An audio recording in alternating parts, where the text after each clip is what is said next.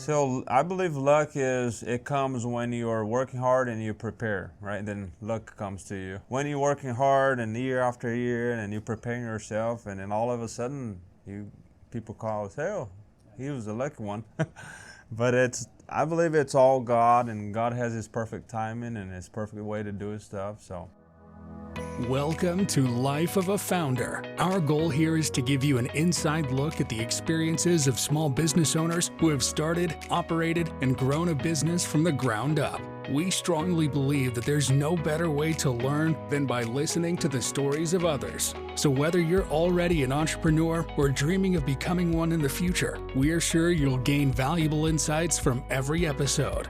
Without further ado, let me introduce you to the man behind the mic, our host, Matthew Sumter. Hi, welcome to Life of a Founder. I'm Matthew Sumter, and I'd like to introduce my guest today, Thiago Guilherme, the founder of New Lawn. Thanks for being here. Well, thank you. It's very blessed and grateful to be here. I was wondering when you're going to kind of invite me to do this, so... Yeah, I told you about this a little while back, about my podcast, because I knew I had already interviewed a lawn guy, and he was kind of a bigger, more established, with crews and all that. And so I kind of wanted to get your perspective from the small or, the startup as well. Perfect. I appreciate it. Thank you. Yeah. Well, before we get into our conversation, what is one piece of advice that you would give someone who is thinking about starting their own business? Yeah. So... that's pretty big because, I think most of the people are just scared and have that fear of starting, even if has their full time or coming out of the college. And I think that's the biggest thing is, am I going to survive? Am I going to have enough money? Everything is going to work. I think the biggest advice is just not have that fear, not be scared. Okay. Use that fear as motivation. Yeah. Don't use that fear as stopping you from going. Just go. Just do what you know and just get rolling and do it. Okay. Well, tell me a little bit about your business, what it is that you do, and how long you've been in business. Yeah, New Lawn is specialized. It's on the lawn care industry, but it's specialized on the weed control fertilizer. And I do a couple additional service as far as like aeration, seeding, lawn fungicide, and lawn insecticide. Okay. So I don't do any mowing, no landscape, just specialize on weed control and fertilizer. I've been in the industry for 7 years. Okay. But New Lawn is brand new. I started last fall. Okay. The papers say August 11th, so last fall I just started. All right. And you are from Brazil originally. Yes. How long have you been living here, and what brought you here in the first place? Well, the first time I came was 2007. So I was playing basketball back home in Brazil, and a coach from San Diego went there and watched me and kind of helped me, recruited me to come to the U.S. So I came with a full ride. Didn't know any English, spoke not a single word, and I think I was 19 or 20 years old. So imagine just coming to the U.S., going straight to junior college and not knowing any English. So so that was me. I still don't know how I did, but back then you could go to junior college without English. I don't think you can now. I think you have to pass the English test and stuff. So that's how I came, played basketball and got my degree. Moved back to Brazil 2013. But junior college I met Shayna, my beautiful wife, and where we went back and then kind of didn't like so much being back home because we love the U.S., we love the culture here. So we moved back December 2016. Then we moved back to Kansas City. Okay. So we've been in Kansas City since then. So how old were you when you started this business? You said it was just last year? Just last fall, 36. 36, okay. Yeah. I just turned 37, 37. And you said you've been in the industry for a little while. What kind of encouraged you to go out on your own, or what gave you the idea to start your own business? Yeah, so that was, I was just telling you a little bit before we got on the microphone here, but right now I believe it was God getting me to it because I was not planning to leave where I was. I was there, I love it there, and everything was going great. And then all of a sudden, I got fired August 7th of last year. So Okay. It was a little bit of shock to me and my family. But if you add now, I just believe that God wanted me to do my company, and because I have a lot of goals, I have a lot of ambitions, I have a passion for helping people, I think this is going to be the way. So. Okay, very cool. Did you have any other ideas of things that you were thinking about, or was it lawn care all the way? Because that's what you knew? Yep, that's what I knew. I never thought I was going to be doing lawn care to start when I started this 7 years ago. But yeah, when all that happened, it was a Monday morning.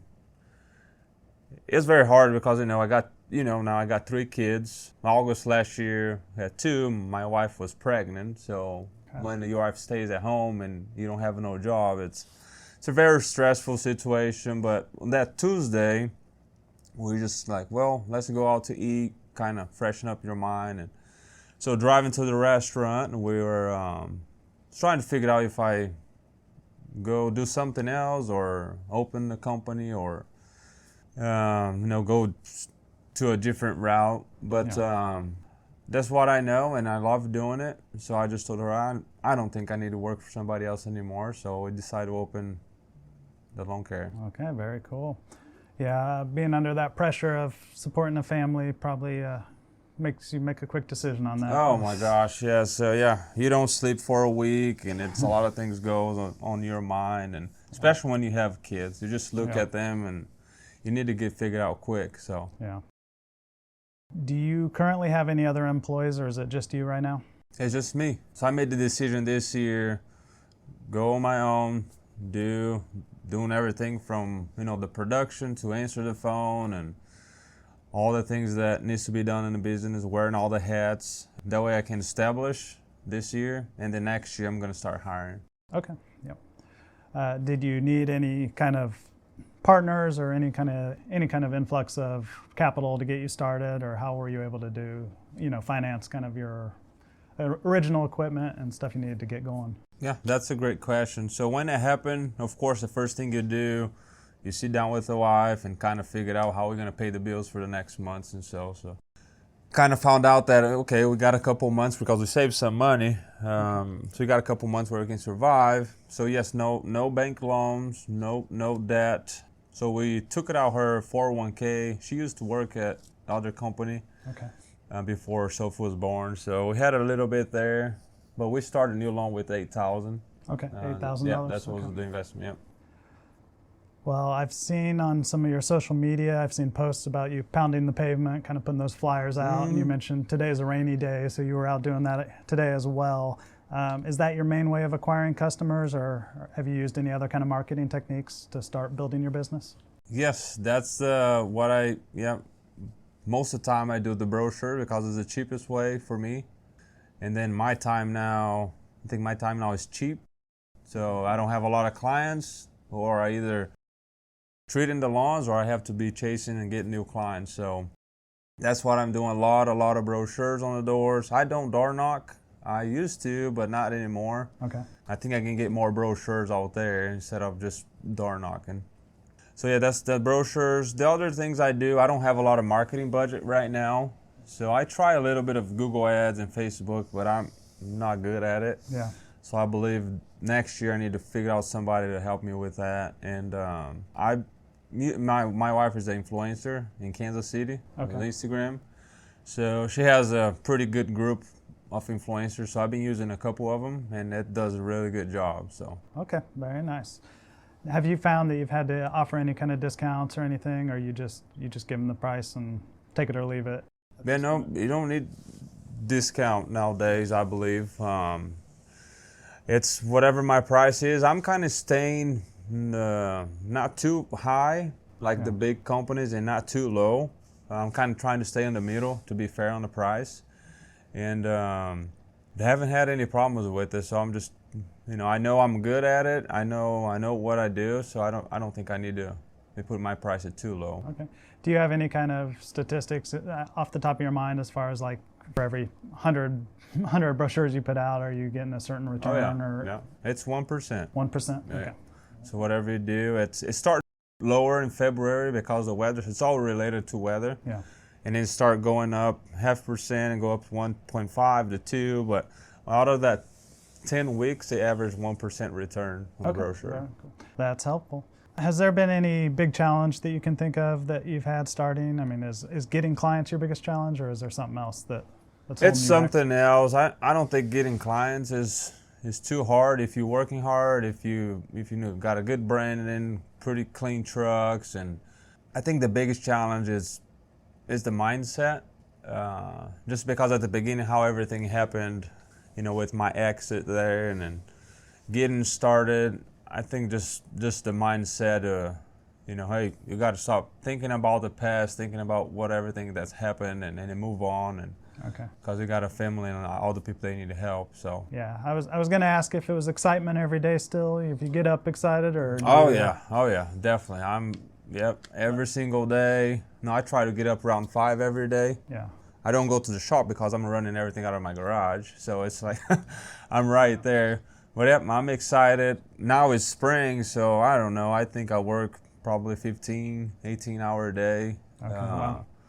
Try to use all the sunlight that's there, go home, help with the wife and the kids go to bed and stuff, and then hop on the computer after that. So. Now, when you sign up a new client, is that something where you basically sign them up for a seasonal contract that you will then try to renew in the next year, or how are you doing that? Is it a service-by-service charge, or is it a contract? So I have a program for the weed control and fertilizer. Yeah. So I do 6 visits. There's 8 treatments for the year. Okay. So 99% of the people just hop onto that program, and I don't have a contract or anything, so I'll just trust the clients.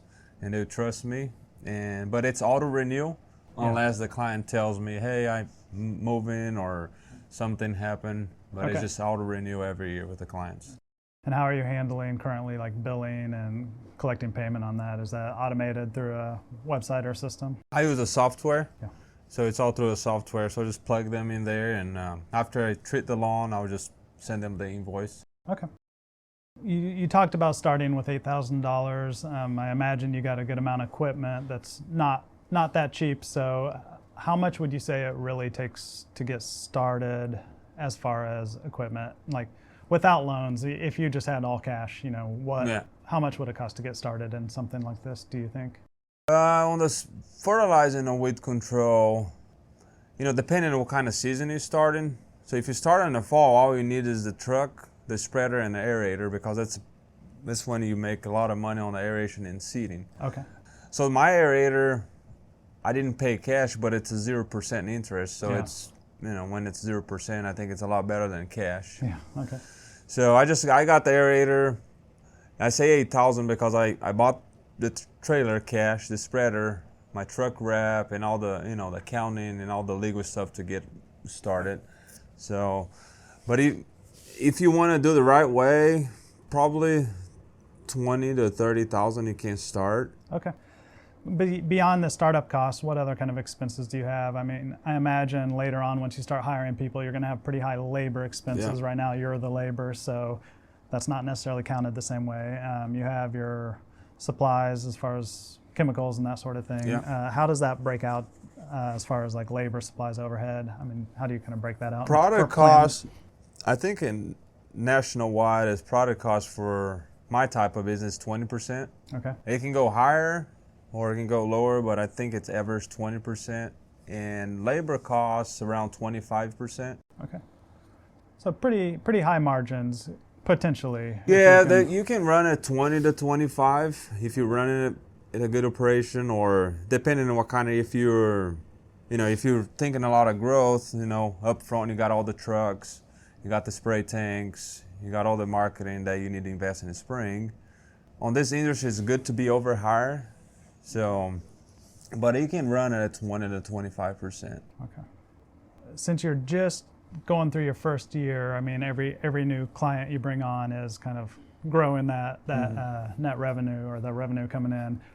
How is that trajectory looking for you? I mean, are you growing week to week? Every week you're signing on new people, and do you have kind of a goal for this year as far as revenues? Yeah. So right now from February to mid-May, it's when you're signing up new clients. You're just coming out of winter. People are excited. It's spring. Grass is looking better now, and everything is blooming. So now it's the time to get new clients. That's why I work so much in spring. After mid-May, it started getting, summer and getting hot. So then I stopped doing brochures. Then hopefully I have the clients that I wanted for the year in that 10 weeks. Okay. It is looking a lot better than I was thinking. Okay, good. Yeah, God has blessed me, Neil Lawn, and my family, and just for being, it's not even a year. So you wanted to have around 250 to 300,000 per technician. Okay. On that route. So I'm trying to grow where next year I'm ready to get 2 technicians and grow to that 250 to 300,000 per technician. And about how many clients does that equate to? Depends, but a technician can do around 450 to 500 clients per technician. Oh, wow. Okay. Because you visit every 4 to 6 weeks. Okay. And he'll probably average, 18 to 20 clients a day. So the main driver of success in business obviously is money and revenue and all that and profits. How would you measure your day-to-day success? What's your day-to-day goal, I'd say? Well, for me right now, if I get thinking too much about now, I don't think it's good. I'm always thinking, I'm using Neil Lawn and lawn care as a bridge to eventually help a lot of people, first my family, but help a lot of people back home. Okay. And then also immigrants that need, need a good job or a good place to work at where people understand, because I'm an immigrant, and so I understand how it's 10 times harder, especially when you don't know a lot of English, to get where you at. And also at church, I have a big plan to help missionaries on a mission trip. So one of the Neil Lawn goals this year is to fund one person on a mission trip. Okay. What kind of skills or traits do you really think is necessary for an entrepreneur? I mean, you kind of mentioned mindset in the intro. What other kind of things are necessary? The discipline, for sure, to be disciplined. Because when you go on your own, you got a lot of freedom. You can choose, just like today. It's raining, it's a little cold, so you can choose. I either stay home, drinking my coffee and hot chocolate and enjoy the family, or I go to work because I have bigger goals and I have a family to take care. So that's kind of hard. I think people can kind of get pretty easy to not have that great discipline. So the discipline is first, the work ethic, and then after that, it's just not giving up. Because a lot of things are going to happen. Yeah. A lot of good things, but also you have to make some big decisions when you're the owner, because people pass around and it's just going to stop at you. So you have to make that decision. If you make the wrong decision, then you just got to, take it. So discipline, the work ethic, and for sure just not giving up when things are bad. Okay. Is there any of those skills, either the ones you mentioned or something else that you would like to improve in yourself, something that you're working on? I'm not patient. Patient is it's pretty good for me, because I can get rolling and working hard, get my stuff done, but at the same time there's a lot of things you need to be patient. Mm-hmm. I do believe there's a couple people I need to bring on board to help me with that, especially on training. When I have a new team member, and this happened to me on the past, is coming in, I'll teach you 5 minutes and I think you're ready to go, and that's not right. So you need to make sure you're training and showing, and so eventually I need somebody to help me with that. Yeah, and it's very rare that business gets to the point you want it to be in a year. So I mean, that's another place where patience is going to be. It can take multiple years to get kind of where you want to be with the company as well. So. Yep, exactly right. You mentioned some software that you use for billing. Is there any other kind of softwares or tools that's really been essential for you?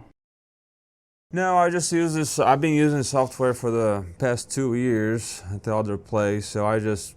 Is that specific to lawn care, or is it just kind of a customer? There's a few out there that are specific, and anybody has their preference. There's a bunch out there. But when it happened, I need to, just so you understand the context, is aerating seeding, you can make about 25 to 30% of revenue. So it happened in early August, so I needed Neil Lawn to start it by the end of the month. So everything that I knew, I just kind of I did what I knew. I didn't want to like search for new software, search for all this new stuff. So Okay. You've mentioned God and kind of God's plan for you a couple of times. I was going to say, I always ask, how much of your success so far do you consider luck versus hard work? Were you here at the right time, right place, or is it about what you've put into it? yeah, so I believe luck it comes when you are working hard and you prepare, right? Then luck comes to you. I don't believe in, you're just not doing nothing and oh, this is luck. When you're working hard and year after year and you're preparing yourself, and then all of a sudden people call and say, oh, he was the lucky one. But I believe it's all God, and God has His perfect timing and His perfect way to do His stuff. So the opportunity arises, but you got to be prepared for it. And, oh yeah. So long term, what are the plans for your business? Do you plan to continue to grow, add staff, crews? Are you going to stay in the same industry, add services? I mean, what are you thinking of in the coming years and even long term down the road?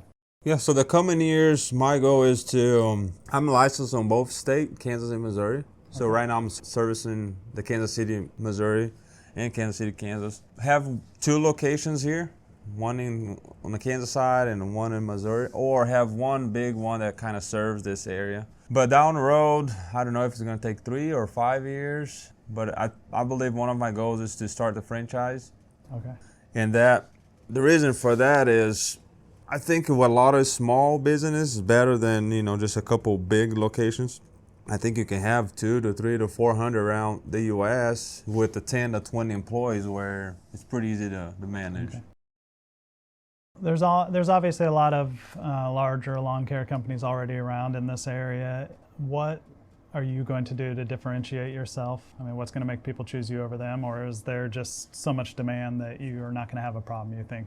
No, you need to be on top of the communication and customer service, because the product is, everybody buy the products at the same vendors. It's kind of like a commodity service. Yeah, some people do a little more nitrogen and some people prefer liquid instead of granular, and there's a couple of things but at the end of the day is the service, customer service and the communication. It's crazy how many times I heard is, oh, you're going to be just fine if you answer the phone. I mean, that should be, just that should be automatic, yeah. Yeah, but I know a lot of people they just don't answer the phone, or they just get too busy and call the clients back after 2 or 3 days. But customer service and the communication, I think, is going to be the biggest thing. Okay. Now, if you weren't doing the lawn care, or for some reason it didn't work out, what's your next idea? Do you have any other thoughts of something else that you would start? I did not. Nope. You're going all in. I'm all in, yeah. Okay, sounds good. I'm all in on this, yeah. Well, let's get to some personal stuff then. I mean, we've learned a lot about your business, but when you're finding some time, I know right now you're in the heat of it, so you don't have a lot of spare time, but what kind of things do you enjoy doing for fun? Yeah, so I just play with the kids, because right now I have a newborn, so it's going to be 2 months next week. So right now, me and the wife are just surviving now. Okay, yeah. We're trying to get through spring with the new business and 3 kids, from 3.5 to a newborn. It takes a lot. Yeah. So just right now in the spare time, just trying to be present with the kids, and whenever we can, just do a date with the wife. And do you have any kind of hobbies or sports or things that you like to do if you can? No, I didn't.